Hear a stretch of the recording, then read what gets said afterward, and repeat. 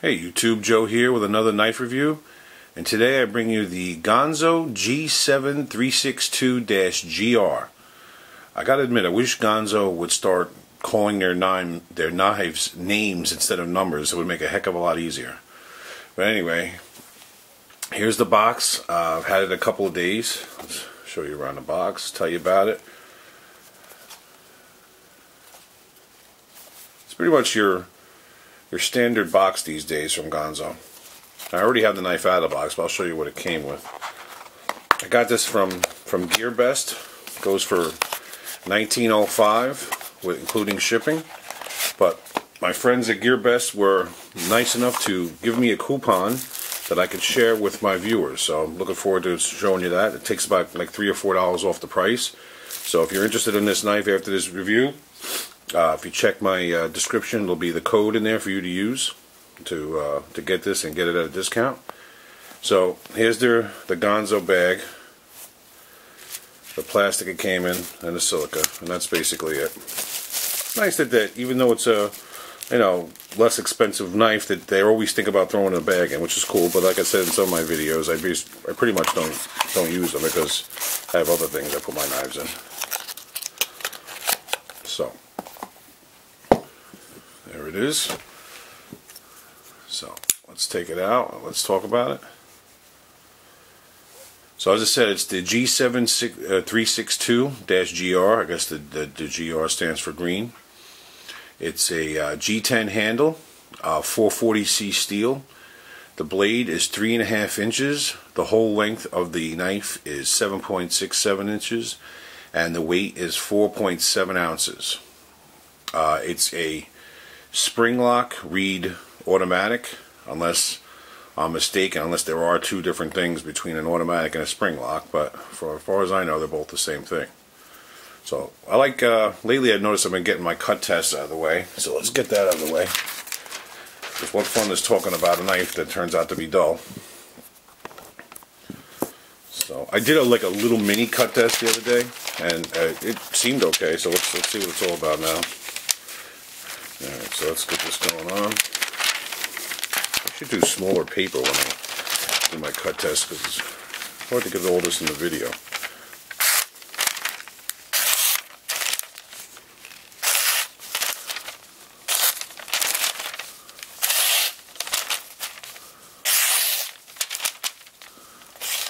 Let's get the other way.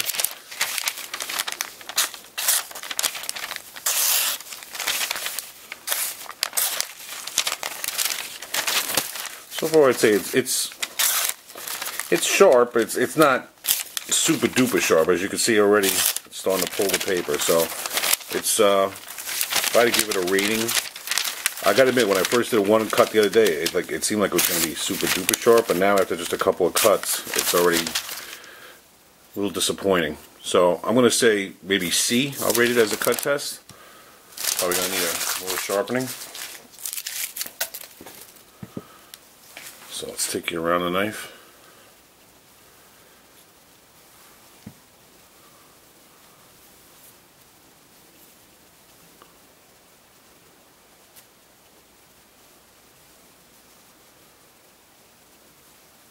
It's a nice, I like the G10 on this. Has a nice feel. It's not that like, it's grippy, but it's not like too rough. It almost feels like it might have been like sanded down or something. Noticed only 2 barrel spacers, which is kind of odd. Looks like almost should be like 2 more in here.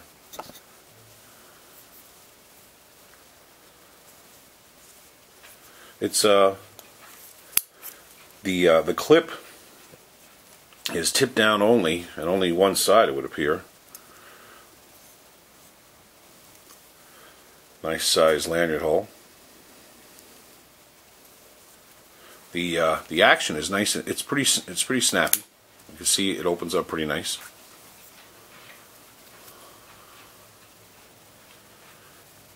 No, I'm not sold on that cut test. Do I have any more paper down here? Bear with me one second. It just seemed like this knife should have cut better than that.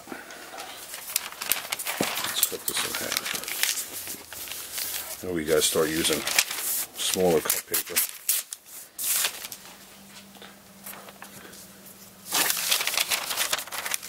Let's see. Let's try this again. Yeah, no. It was cutting great guns at first, but this got dull fast. Yeah. C minus. It's a little disheartening. Here it is in the hand.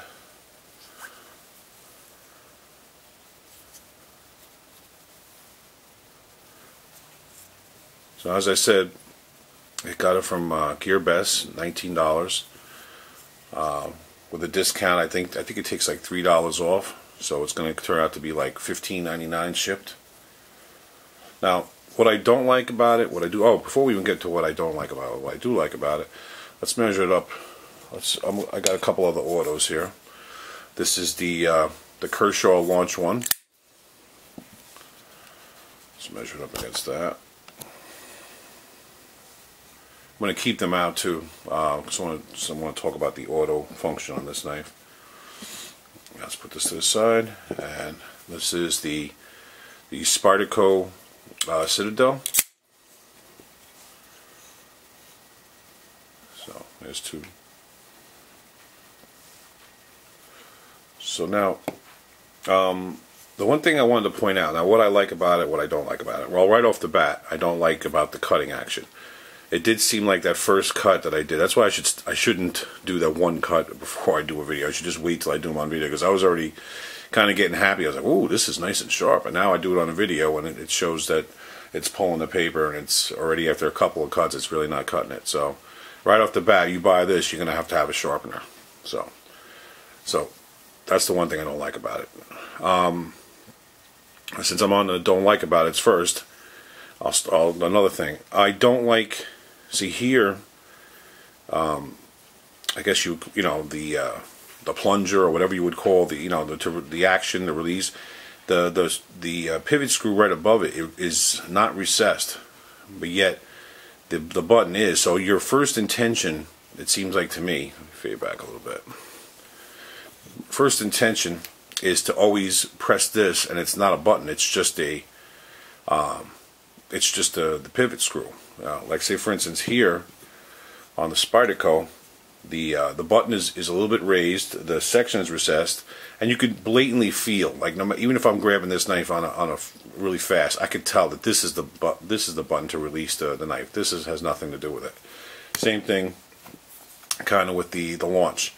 Yeah, there's the pivot sticks out a little bit, but as soon as you grab it, you could just tell because of the recess right here,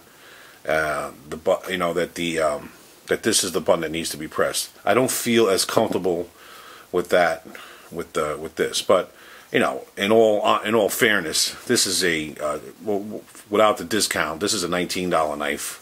This is a $200+ knife, and this is what is this? Almost a $100 knife. So, in all fairness, let's be fair. The weight's 4.7 ounces.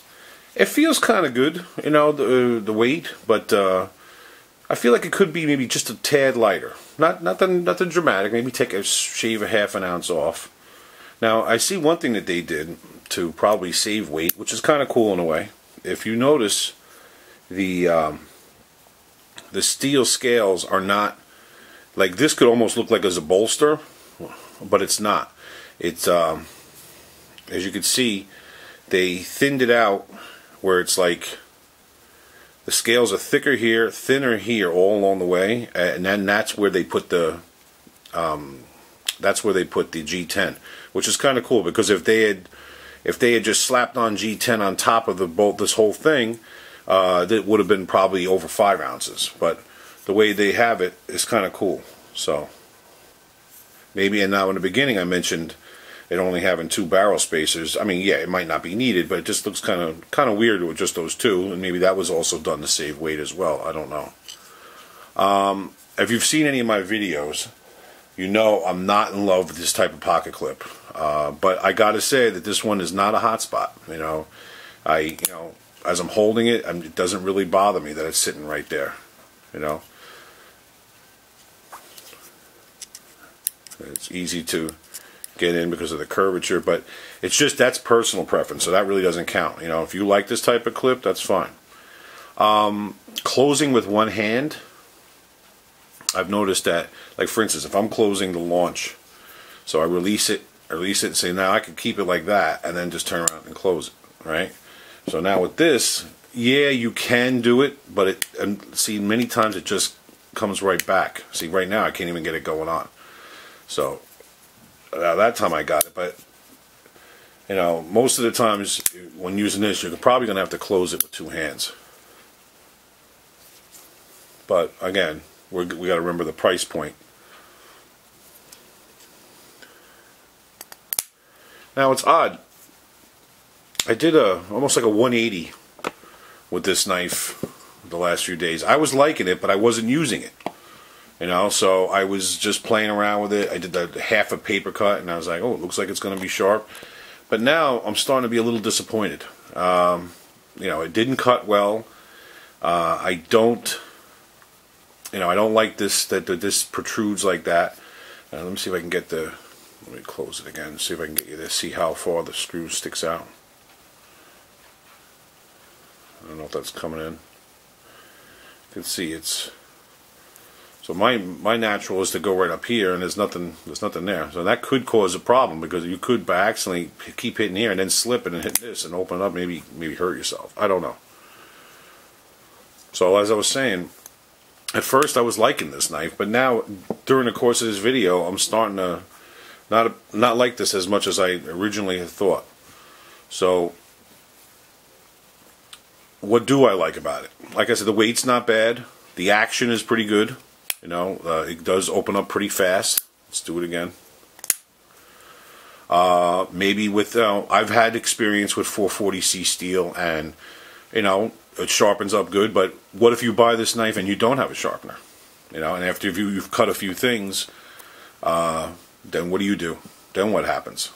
You know, this knife is basically for you, unless you have a sharpener or a friend that has a sharpener. It's a $19 piece of junk. You know.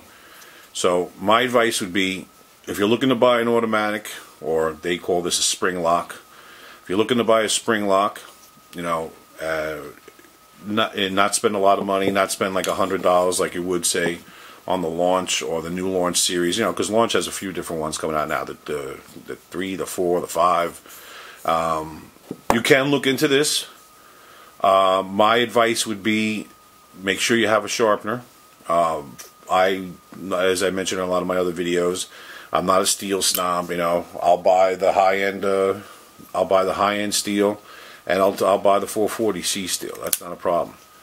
But you know, like again, if you do not have a sharpener and you do not sharpen, I have to say this is not a knife I would recommend. This would be a fun knife to fool around with, to play around with the automatic setting. If you can, you know, if you can get by that this thing that bothers me, it might not bother you. Like for instance, you might gravitate right to the button every time. I don't. I seem like if I pick this up on the fly, I go right to this, and it's that screw that sticks out.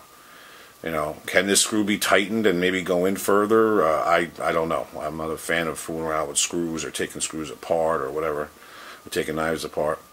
So my assessment on it, the cutting action is a little disappointing, even though I thought at first it was going to be good. The weight is okay, the action's okay. I like that they saved weight by doing what they did, like I said, with the G10 on the liners.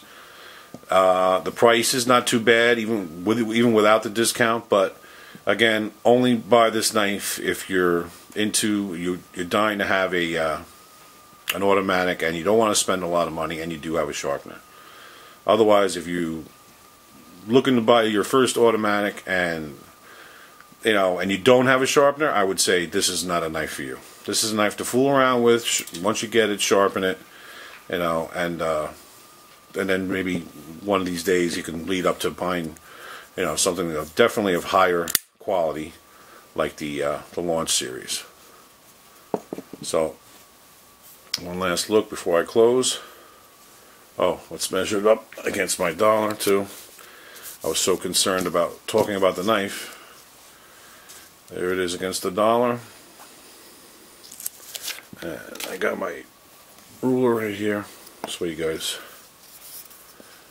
So a little bit change of pace of how I usually do my video layouts. And there it is against the ruler. So let's zoom in for the final shot. So there you have it. The Ganzo G7362-GR, going from gearbest.com, 1905. But again, I'll give you a discount coupon that you can get this for $15.99, and that's including shipping to the United States. So there you have it.